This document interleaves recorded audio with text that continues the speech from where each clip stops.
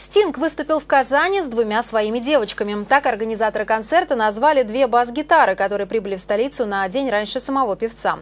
Эти гитары считаются одними из самых дорогих в мире, потому что Стинг играет на них уже много лет.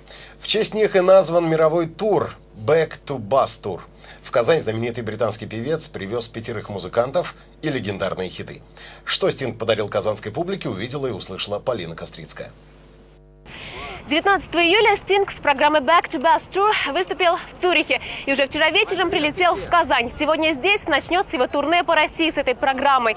Кстати, на сцене Татнефть-арены Стинг выступал 2 года назад с программой Symphony City вместе с оркестром Татарского театра оперы и балета. Перерыв для музыканта такого уровня совсем небольшой, но казанским организаторам, ставшим уже опытными в деле приглашения звезд, снова удалось заполучить Стинга в столицу Татарстана. Кстати, помимо девочек, как называют здесь две его бас-гитары, Стинг привез в Казань личного повара. Сьюзи, личный повар Стинга, прибыла в город наш на день раньше, и все продукты для его кухни были закуплены заранее. Заранее, за 1,5 часа до концерта, начали собираться и зрители. Многие приехали из Башкирии, Мариэл, Чувашии. Песни детства, так скажем. Сегодня день рождения у меня, и это отличный подарок. Мне нравятся его манеры исполнения, мне нравится вот такой спокойный стиль. Ну, он завораживает.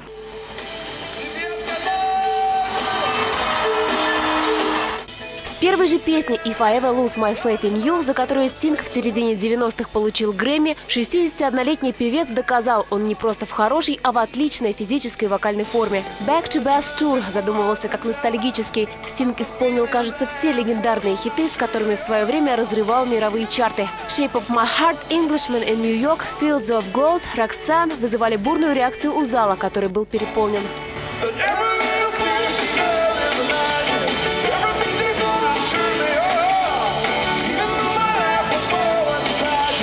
Певец привез с собой 5 первоклассных музыкантов, каждый из которых поразил зрителей искрометным соло. Это бессменный гитарист Доминик Миллер, ударник Винни Колауэта, клавишник Дэвид Ценкоус, Питер Цикел с электроскрипкой и бэк-вокалистка Джо Лоури. 1,5-часовой концерт, начавшийся с получасовым опозданием, музыкантам вовремя завершить не удалось. Стинга не отпускали, он подарил ликующей публике рекордное количество бисов – целых 3. И только суперхиты «Desert Rose», «Every Breath You Take», «Fragile».